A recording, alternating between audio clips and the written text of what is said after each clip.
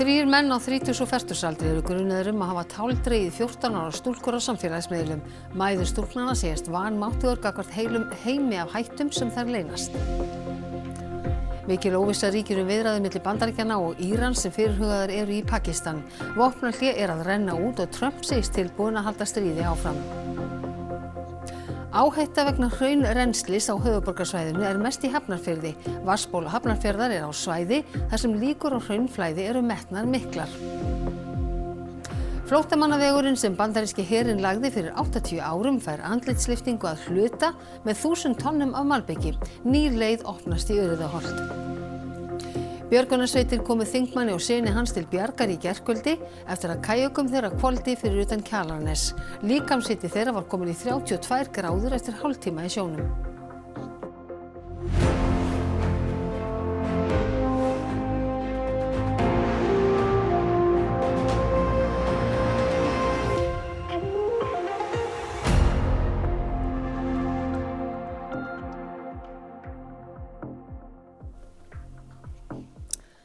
Komið sæl. Mæður tveggja 14 ára stúlkna þakka fyrir að lögregla hafi stöðvað bíl sem dætur þeirra voru farþegar í fyrir tilviljun á föstudagskvöld.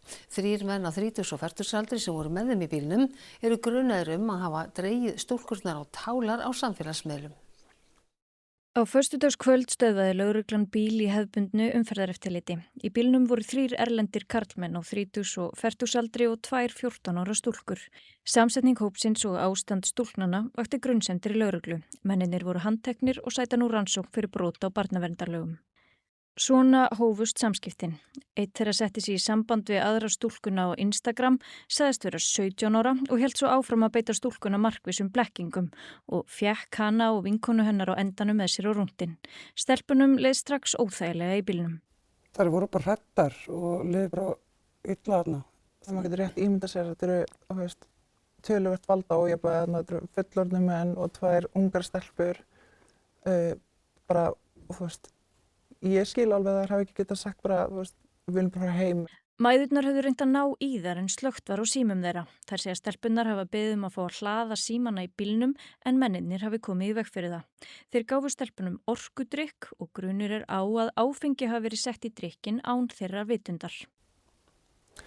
Stelpunnar voru undir áhrifum, og augljóslega skrýtnar og þetta er bara mjög óþægilegt. Það er bara lögreglan tekur á móti fyrir að segja okkur að þær hafa verið stoppaðar með 3 mönnum og maður sér strax að þetta er svolítið alvarlegt. Og við erum bara upplýstar að það sé möguleika að þeir hafa byrlað þeim. Já, bara mjög óþægilegt að heyra það og mikið sjokk. Og bara ógeðslegt. Nú var bíllinn stöðvaður fyrir tilviljun í umferðareftirliti. Hvernig finnst ykkur að hugsa til þess? Ég bara get ekki ímyndað mér ég er bara svo þakklát fyrir að löggan hafi bara stoppað þennan bíl. Já. Og það er bara komið bara alls konar hugsanir bara hvað mögulega hefði getið gerst þarna og þú veist, maður er náttúrulega auðvitað búin að heyra óbúslega mikið af sögum á ungum stelpum sem hafa lent í svona aðstæðum sem hafa bara farið mjög illa. Lögreglan er með til rannsóknar hvort mennirnir hafi átt í samskiptum við fleiri stelpur og svipuðum aldri. Mæðurnar segjast oft hafa rætt við dætur sínar hættur samfélagsmiðla en samt hafi þessum mönnum tekist að vinna sér inn traust þeirra og blekkja þær.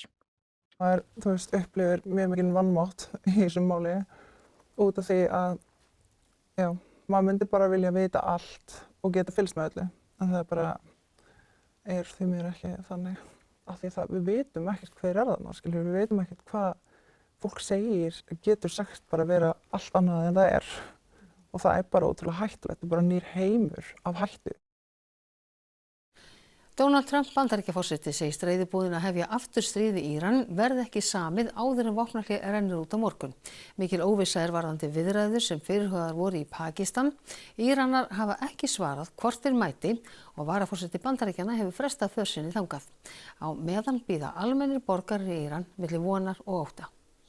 مذاکره که مطمئناً انجام میشه. حالا یه مدت هم احتمالاً آتش بس رو تمدید میکنن ولی من فکر میکنم در نهایت توافقی حاصل نمیشه و حالا احتمالاً مجدد جنگ بشه. باید بشه دیگه که مشخص بشه تکلیفمون که بدونیم واقعا چه کاریم چون الان اینترنت ها که قطعه کلا اینترنت ها که قطعه همه بیکاریم و باید تکلیفمون مشخص بشه.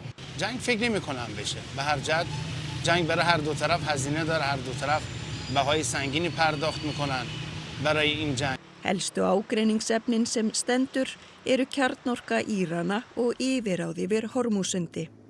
Trump krefst þess að Íranar láti allt auðgað úran af hendi og opni Hormúsund, eina mikilvægustu siglingaleið heims fyrir sjóflutninga með olíu. Að sama skapi krefjast Íranar þess að Bandaríkjamenn lyfti herkvíum íranskar hafnir. Að öðrum kosti semji þeir ekki. Mannréttindasamtökin Amnesty International telja þá heimskipun sem hefur þekkst síðustu áratugi vera að hrynja. Alþjóðasamstarf, alþjóðalög og mannréttindi sæti árásum valdamikilla ríkja, fyrirtækja og samtaka. Heimurinn stendur á barmi nýs og hættulegs tímabils, segir í árskýrslu Amnesty International sem kom út í dag. Haft eftir framkvæmdastjóra samtakana að hreyfingar og yfirvöld berjist gegn réttindum í þeirri viðleitni að halda yfirráðum sínum með ólögmætum stríðum og efnahagsþvingunum. Meðal þess sem Amnesty telur hafa stuðlað að hruni heimskipunarinnar að Ísraelar haldi áfram að fremja þjóðarmorð á Gaza og stækka landránsbyggðir á Vesturbakkanum. Rússar hafi hert árásir á borgaraleg skotmörk í Úkraínu. Bandaríkin og Ísrael hafi gert ólögmætar árásir á Íran og setti líf og heilsu milljóna í hættu. Talibanar í Afganistan hafi enn frekar þrengt að réttindum kvenna. Og að Sameinuðu arabísku furstadæmin hafi útvegað RSF sveitunum í Súdan vopn og þannig kynnt undir átökum.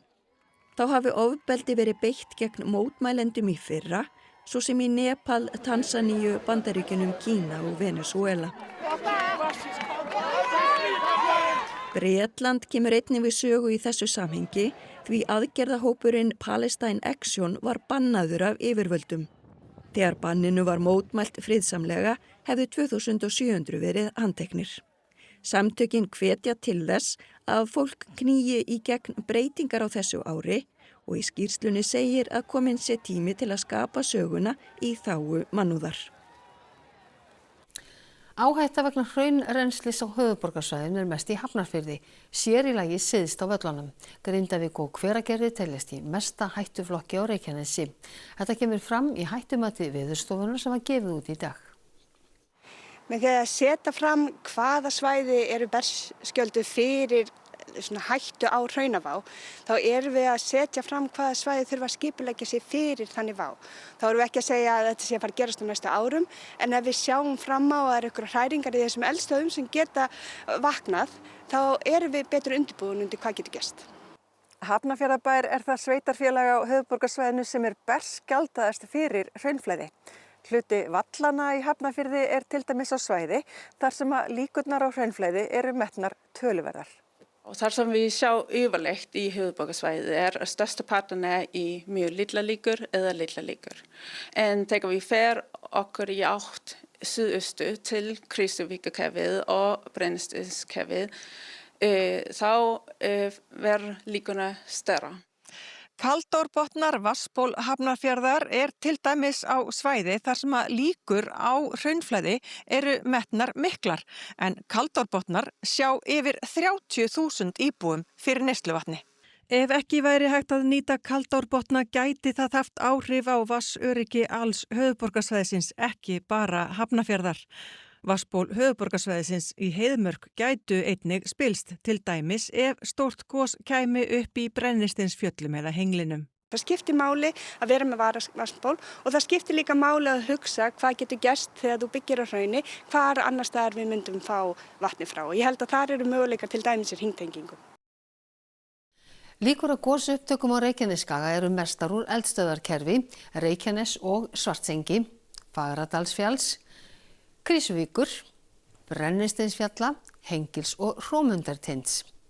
Mestar líkur á gosopnun eru á Reykjanestánni og þá í nágrenni Grindavíkur, í Krýsuvík eða við Hengilinn á Hellisheiði. Meirihluti núverandi byggðar á höfuðborgarsvæðinu á svæði þar sem líkur á hraunflæði eru metnar mjög litlar eða litlar. Mestar líkur á hraunræslu á höfuðborgarsvæðinu eru í átt að Völlunum og Straumsvík í Hafnarfirði, í átt að Hafnarfjarðarhöfn og Urriðakotsvatni og í átt að Garðabæ, Heiðmörk að Elliðavatni og niður Elliðaárdal og yfir land Mosfellsbæjar og Reykjavíkur að Elliðavatni og Elliðaárdal. Minnsta hættan á Seltjarnarnesi, Kjalarnesi og Kjós. Miðað við það sem við búin að sjá við Grindavík, svo líkurinn á gosoptök talsvert lengra burti frá höfuðborgarsvæðinu en það við Grindavík. Fólki stafar ekki bein hætta af hraunavá á höfuðborgarsvæðinu? Nei, þetta ekki eitthvað sem við sjáum enga fyrirboða að eitthvað sé að gerast. Við erum í atburðarás í Sundhnúksgígaröðinu og í Svartsengi. Þar kvika enn að safnast fyrir. Við erum ekki að sjá sömu merkin eins staðar annars staðar á skaganum. 2 þéttbýli, Grindavík og Hveragerði á svæðum á efsta hættustigi þar sem hraunavá mest. Grindavík eina þéttbýlið sem útsett bæði fyrir mjög miklum líkum á gosupptökum og hraunflæði. Við höfum mikla reynslu núna frá Grindavík, þannig við sjáum hvað við getum gert og þannig getum við nýtt það fyrir önnur sveitarfélög á svæðinu. 4 virkjanir á hættusvæðum, Svartsengi, Reykjanes, Hellisheiði og Nesjavellir. Og þeirra tengda innviði, svo rafmagnslínur, kaldavatnslagnir og heitavatnslagnir frá þessi svæði. Runólfur Þórhallsson, það eru til viðbragðs áætlanir vegna eldgos og hraunrennslis til dæmis á höfuðborgarsvæðinu. Gefur þessi skýrsla til dæmis tilefni til þess að uppfæra þér? Þetta mjög dýrmætt plagg sem að Veðurstofan og sveitarfélögin hafa verið að vinna í sameiningu. Þetta langtíma hættumat sem hefur verið lengi í undirbúningi, þannig að alla viðbragðsáætlanir hafa tekið mið af því. Þannig að við teljum að viðbragðsáætlanir það sem eru til staðar, að það séu, hvað ég að segja, tilbúna til þess að takast á við ástandi. Já, gefur ekki tilefni til þess að uppfæra þær? Það eru náttúrulega alltaf í uppfærslu og síðan þegar koma ný gögn að þá er ástæði til þess að fara yfir þær, en eins og ég segi, þetta er búið að vera langtíma verkefni þannig að viðbragðsáætlanir hafa verið í skoðun samhliða þeirri vinnu. En það kom líka fram í fréttinni að til dæmis vatnsból og virkjanir getur verið í hættu. Hvernig erum við undirbúin undir það? Það er þannig að þetta er jafn dýrmætt plagg fyrir þá sem að reka innviði, hvort sem það eru fyrirtæki, stofnanir eða aðrir. Þannig að þau sem eru að vinna í kritískum innviðum, að þau þurfa að fara í gegnum þetta ferli, vera með hættumat, fara í gegnum áhættugreiningarferlið og vera með áhættumat og gera viðbragðsáætlanir út frá því, fara yfir mótvægisaðgerðir, tilefni til að gera aðgerðaráætlanir. Þannig að þetta er dýrmætt vinna fyrir alla sem að búa hér og starfa á þessu svæði. En þyrfti mögulega að þínu mati að fara í fyrirbyggjandi aðgerðir þar sem hættan mest, eins og til dæmis að reisa varnargarða? Það er eitt af því sem er nú meðal annars til skoðunar hjá innviðaráðuneytinu, að þar er verið að setja af stað hóp sem að fara í innviðagreiningu á öllu Reykjanesinu og þessar skýrslur sem bæði sem eru að koma út núna og eru framundan í útgáfu styðja mjög vel við þá vinnu. Þar verður skoðað hvernig við getum farið í þessa mótvægisaðgerðir og forgangsraða þeim. Runólfur Þórhallsson, takk kærlega fyrir að koma hingað og útskýra þetta fyrir okkur. Takk sömuleiðis. Snúum okkur þá allt öðruvísu, við ætlum að fara á Alþingi. Þingmenn þurfa að stunda meiri stjórnmál og minni pólitík, sagði Þórdís Kolbrún Reykfjörð Gylfadóttir í sinni síðustu ræðu á Alþingi. Þórdís Kolbrún hefur verið skipuð sendiherra frá og með 1. ágúst. Hún segir af sér þingmennsku í vikunni áratug eftir að hún var kosin fyrst á þing. Hún hvatti sér hljóðs undir liðnum störf þingsins og notaði tækifærið til að kveðja kollega og starfsfólk Alþingis leið og hún brýndi fyrir þingmönnum að standa vörð samstöðu og traust á viðsjárverðum tímum. Ég held að við uppséu komnir tímar þar sem þörf verður á meiri stjórnmálum og minni pólitík. Við búum við það hér að hafa mikið samfélagslegt traust og það hefur verið mér tíðrætt en Alexander Stubb, forseti Finnlands, orðaði það sem hið norræna gull. Ég held að það sé eitthvað sem við ættum að tileiga okkur og muna, standa vörðum, leika okkur ekki að eldunum þegar kemur að þessu samfélagslega trausti því það eru verðmæti sem ekki hægt að setja pening á og við gætum þurft svo verulega á því að halda. Þingmaður Sjálfstæðisflokks og sonur hans voru orðnir kaldir og hraktir þegar þeim var bjargað úr sjónum í Kollafirði í gærkvöld. Þeir þakka björgunarsveitum lífbjörgina. Við sigldum hérna út Kollafjörðinn og svo til hægri á stjórnborða í átt að Kjalarnesi. Þetta var svona tæpir 3 kilometrar sem við fórum. Og leiðinni þá tapast önnur blaðkan á mínum bát sem undir bátnum sem knýr hann áfram. Feðgarnir voru við veiðar í nokkra stund. Á leiðinni í land var sonurinn með kajak Jóns Péturs í togi. Honum hvolfdi og Jón Pétur lenti í sjónum. Skríð þar upp á og tósa hann upp á og fyrir vikið þá lyftist báturinn hans upp það mikið að það voru það afturþungur að blöðkotur hans ná ekki alveg með lofan í. Og þá fara að byrja tilfæringar hjá okkur að koma honum framar á bátinn til að sökkva honum á framan, þannig að hann geti petalað með okkur í land. Hallinn varð hins vegar of mikill og feðgarnir enduðu báðir í sjónum. Þeir náðu sambandi við neyðarlínuna og björgunarsveitir voru kallaðar út. Það var engin svona ótti held ég í kúrfum okkar á neinum tímapunkti og manni var ekkert beint kalt, heldur bara beið maður þarna og svo komu þeir og það sem var kannski erfiðast að ég var í smekkbuxum og þær voru komnar svona niður á hælanum, þannig að ég var svona heftur, ég gat ekki synt almennilega með fótunum. Feðgarnir fengu aðhlynningu þegar þeir komu í land. Og það hitastigi mælt og það kom mér verulega óvart hvað ég var raun lágri hita, hann var 33 og ég 32 gráður. Og við erum bara drifnir úr fötunum og inn í bíl og undir teppi og vökvi í æð, svona hlýri vökvi. Og það tók okkur svona hálftíma bara að ná eðlilegum líkamshita og enduðu síðan hérna niður á bráðamóttöku það sem tekið virkilega vel á mót okkur og þetta fólk, svona björgunarsveitarmennirnir og bráðamóttakana, þvílíkt hrós skilið fyrir fagmannleg og snaggarleg viðbrögð. Feðgunum líður vel í dag. Jón Pétur ætlar að kaupa sér þurrbúning fyrir næstu ferð. Þetta lífsreynsla sem maður tekur með sér og tengir okkur feðga bara ennþá betur saman því að þarna vorum við út á sjó og í hálftíma saman, kannski ekki langur tími en þetta var samt svona ákveðin lífsreynsla og líka svona pingu óhugnilegt að finna það að svona styrkurinn í höndum og fótum hann svona dofnar smátt og smátt, maður finnur það. Það var aðeins erfitt. Nýtt malbik og hringtorg opna nýja leið í Urriðaholt. Áttræður flóttamannavegurinn fær tímabæra endurnýjun.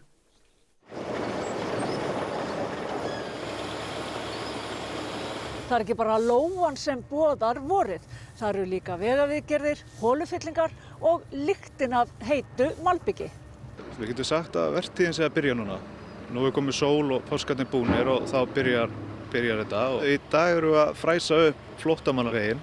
Við erum að fræsa niður í burðarlög og til þess að styrkja svo veginn áður við malbikum hann.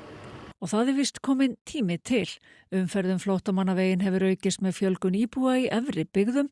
Hann fara 4.000 bílar á dag en hann var ekki lagður fyrir svo mikla umferð. En vegurinn kallast reyndar líka ofanbyggðavegur og Elliðavatnsvegur. Hann liggur frá Setbergslandi í Hafnarfirði að Vatnsenda í Kópavogi og var lagður af bandaríska hernum fyrir 80 árum. Maður getur sagt að þetta sé einn af þessum vegum sem hafa fallið svona milli skips og bryggju.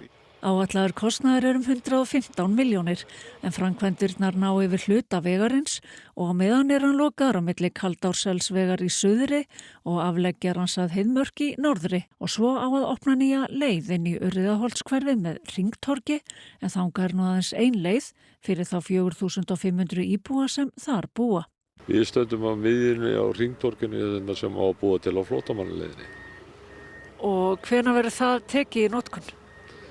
Við vonumst þess að geta hleypt umferð á þetta aftur 15. maí. Og í svona verk þarf mikið af malbiki. Það ykkur 1000 tonn. 1000 tonn af malbiki? Já, 1000 tonn af malbiki. Og það gamla sem fræst af nýtist áfram. Við nýtum það hérna sem styrktarefni. Þegar við búum að brjóta niður þá er þetta mjög gott að þjappast vel og góðu börður í þessu.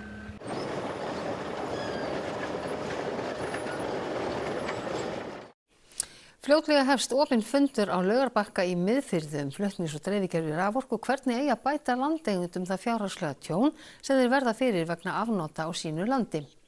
Sigurður Sigurðsson fréttamaður á Laugarbakka, búist við hitafundi? Já, það gæti farið svo. Í gær fór fram sambærilegu fundur í Borgarfirði á vegum SSVaff þar sem fundagestum var frekar heitt í hamsi. Í kvöld búist við að fundagestir gætu saumað af fulltrúum Landsnets sökum fyrirhugara lagasetningar sem gerir ráð fyrir að framkvæmdir geti hafist áður en sátt næst við landeigendur. Hér á þessu svæði deilt Holtavörðu heiði línu 3 og við sjáum þá 4 valkosti sem voru í boði og svo þann bláa sem var fyrir valinu. Á fundinum á að kynna skýrslu sem Torfi Jóhannesson vann fyrir samtök sveitarfélaga á Vesturlandi og Norðurlandi vestra. Skýrslan snýr að hvaða leið best að fara til þess að bæta landeigendum það tjón sem þeir verða fyrir þegar línur og línustæði eru lögð í gegnum þeirra land. Við hittum Torfa í dag. Það má segja að þetta séu 4 hlutir sem hafa breyst. Við erum með margfald eftirspurn eftir bara aðgengi að flutningsnetinu. Það þarf að stækka það. Í öðru lagi, flutningsmannvirkin eru miklu stærri og fyrirferða meiri í landinu. Í þriðja lagi við erum með miklu fjölbreyttari landnotkun og breytilegri landnotkun líka yfir tíma. Og það er líka eitt sérstakt sjónarmið. Og við erum kannski líka með fjölbreyttari landeigendur.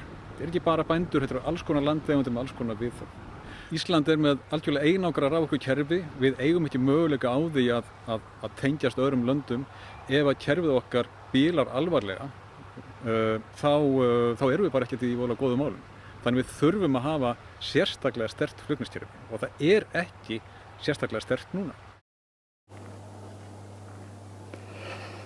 Landeigendur eru ósáttir við ýmislegt og nefna meðal annars samráðsleysi og þá fyrirhuguðu lagasetningu sem takmarkar eignarrétt þeirra. Við hittum talsmann hagsmuna landeigenda í dag. Það er sannarlega verið að veikja lýðræðislega stjórnskipan á landinu og raun og veru gengur gegn megin þáttum í uppbyggingu á staðbundinni stjórnsýslu sveitarfélagana og áhrifum íbúa innan hennar. Hvað varðar samráð varðandi valkostagreininguna í upphafi þá var hún með ágætum. En íbúar hér í Húnaþingi vestra og sveitarfélagi voru með skýr með það að velja heiðarleiðina. Hins vegar tekur Landsnet ákvörðun aðra leið þvert á þetta og við höfum mjög gagnrýnin á það hvernig þau tóku þá ákvörðun. Af því hún virðist ekki byggjast fyllilega á þeirri valkostagreiningu sem að lögð var fram af Landsneti sjálfu. Við erum hér með Rögnu Árnadóttur, forstjóra Landsnet. Ragna, hvers vegna var byggðarleiðin valin? Þannig stóð á að það voru 2 leiðir sem fóru í umhverfismat, byggðarleið og heiðarleið. Og heiðarleiðin í umhverfismatinu kom neikvætt út hvað var það flesta umhverfisþætti. Þannig að byggðarleiðin kemur betur út með þeirri áfangaskiptingu sem við höfum lagt til að orkan skili sér þá fyrst til Blönduóss og síðan Norðurland vestra. Áttu von á hitafundi hérna í kvöld? Já, ekki bara að segja að það verður örugglega lífleg skoðanaskipti, ég allavega býst við því. Hvað með samskiptin við landeigendur? Hvernig hafa þau gengið? Sko við leggjum alltaf áherslu á samningaleiðina og eiga góð samskipti við landeigendur. Það er alltaf númer 1, 2 og 3 í okkar starfsemi. Þannig að við höfum átt góð samskipti við landeigendur og við auðvitað gerum okkur grein fyrir því að það er ekki allir sammála okkur. En það sem að við höfum átt hingað til eru bara góð og heilbrigð skoðanaskipti og svo verðum við bara að sjá til. Aðalatriði það að fólk geti tala saman og svo getur það deilt og svo verður að finna lausn á deilumálinu. Takk fyrir þetta, Ragna. Og við ætlum að kveðja héðan úr Laugarbakka. Takk. Takk fyrir það, Sigur Óli Sigurðsson. Og við ætlum að snúa okkur að allt öðru. Karl Bretakonungur myndist Elísabetar annarar móður sinnar með hlýju í dag, þegar 100 ár eru frá fæðingu hennar. Verið að leggja lokahönd á minnismerki drottninguna. Much about the times we now live in, I suspect, may have troubled her deeply. But I take heart from her belief that goodness will always prevail and that a brighter dawn is never far from the horizon. Konungshjónin kynntu sér gerð minnismerkis þennan þjóðhöfðingja landsins sem lengst hefur setið. Það verður bronsstytta sem sýnir drottninguna unga og er byggð á málverki eftir ítalska listamannin Pietro Annigoni. Þá hefur verið opnuð sýning á ýmsum fatnaði drottningarinnar í The King's Gallery í Buckingham Höll. Sýningin stendur fram í október og er einn af hápunktum viðburða í tilefni af því að öld er liðin frá fæðingu Elísabetar drottningar. Vel á 2.000 leikskólabarna tróðu upp í Eldborg í Hörpu í dag í tilefni af barnamenningarhátíð. Tónleikarnir eru hluti af verkefninu Söngva vor sem Tónskóli Sigursveins hefur staðið fyrir á hverju vori síðan 2011 þar sem leikskólabörn og kennarar koma saman og syngja sumarið inn. Á hverju ári lánar eitt tónskáld lög sín og texta og í ár var Gunnar Lárus Hjálmarsson, Dr. Gunni, fyrir valinu.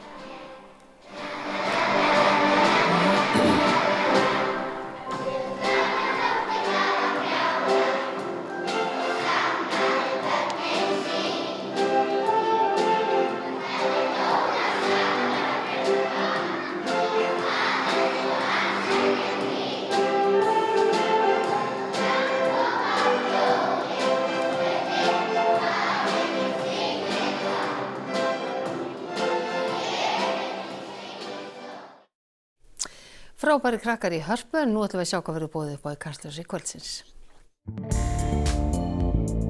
Þórdís Kolbrún Reykfjörð Gylfadóttir, fyrrverandi varaformaður Sjálfstæðisflokksins og utanríkisráðherra, hefur verið skipuð sendiherra og hættir á þingi. Þórdís Kolbrún gestur Kastljóss í kvöld. Dalatangi austasta byggðaból landsins og þangað ekki þrautalaust að komast yfir vetramánuðina. Það ekki langt síðan, þá voru 3 vikur sem var á milli sjóferða hjá okkur. Sumið þætti nokkuð langur tími að komast ekki í búð. Svo kynnustu fólkinu á bakvið sjónvarpsþættina 20 og eitthvað. Ég sá strax bara á hugmyndastigum að þetta væri alveg ferskt og nýtt. Og þá það veðrið, verður vestanátt ríkjandi á landinu á morgun með nokkuð snörpu vindi á norðvesturhorni landsins en hæglætisveðri af öðru leyti. Það verður skýjað að mestu vestanlands en léttskýjað í öðrum landshlutum. Hámarkshiti gæti náð tæpum 20 stigum á Suðausturlandi. En við fjöllum nánar veðrið eftir íþróttirnar.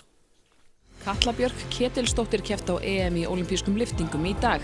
Hún ein 4 íslenskra keppenda á mótinu. Það styttist í fyrsta leik bestu deildar kvenna á tímabilinu og í dag var spáin fyrir deildina opinberuð.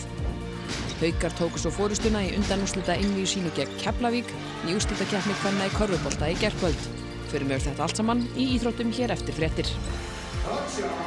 Og það var helst í þessum fréttatíma. 3 menn á 30 og 40 aldri eru grunaðir að hafa táldregið 14 ára stúlkur á samfélagsmiðlum. Mæður stúlknanna segjast vanmáttugar gagnvart heilum heimi af hættum sem þar leynast. Mikil óvissa ríkir viðræði milli Bandaríkjanna og Íran sem fyrirhugaðir eru í Pakistan. Vopnahlé að renna út og Trump segist tilbúinn að halda stríðinu áfram. Áhætta vegna hraunrennslis á höfuðborgarsvæðinu mest í Hafnarfirði. Vatnsból Hafnarfjarðar á svæði þar sem líkur á hraunflæði eru metnar miklar. Flóttamannavegurinn sem bandaríski herinn lagði fyrir 80 árum fær andlitslyftingu að hluta með 1000 tonnum af malbiki. Ný leið opnast í Urriðaholt. Þessum fréttatíma að ljúka og það komið að íþróttum og veðri og svo minnum við á umræðu þátt með oddvitum þar sem bjóða fram í Kópavogi til sveitarstjórnar núna í næsta mánuð og hefst klukkan 20:45. Nýjustu fréttir má alltaf finna á ruv.is en við á fréttastofunni þökkum okkur samfylgdina í dag. Verið sæl.